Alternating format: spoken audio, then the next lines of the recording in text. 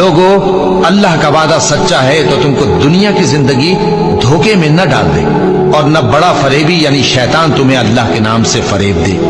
شیطان تمہارا دشمن ہے، تم بھی اسے دشمن ہی سمجھو۔ وہ اپنے پیروں کے گروہ کو بلاتا ہے تاکہ وہ دوزخ والوں میں ہو جائیں۔ لوگو اپنے پروردگار سے ڈرو اور اس دن کا خوف کرو کہ نہ تو باپ اپنے بیٹے کے کچھ کام آئے اور نہ بیٹا باپ کے کچھ کام آ سکے۔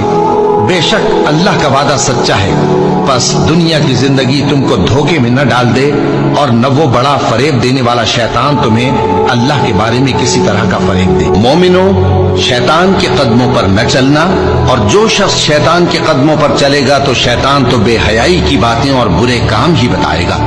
اور اگر تم پر اللہ کا فضل اور اس کی مہربانی نہ ہوتی تو ایک شخص بھی تم میں پاک نہ ہو سکتا، مگر اللہ جس کو چاہتا ہے پاک کر دیتا ہے، اور اللہ سننے والا ہے، جاننے والا ہے۔ اور بعض لوگ ایسے ہیں جو اللہ کی شان میں علم کے بغیر جھگڑتے اور ہر شیطان سرکش کی پیروی کرتے ہیں، جس کے بارے میں لکھ دیا گیا ہے کہ جو اسے دوست رکھے گا تو وہ اس کو گمراہ کر دے گا اور دوزخ کے عذاب کا رستہ دکھائے گا۔ اور فضول خرچی سے مال نہ اڑاؤ کہ فضول خرچی کرنے والے تو شیطان کے بھائی ہیں، اور شیطان اپنے پروردگار کی نعمتوں کا کفران کرنے والا یعنی ناشکرا ہے۔ اور کتاب میں ابراہیم کا ذکر کرو، بے شک وہ نہایت سچے تھے، پیغمبر تھے۔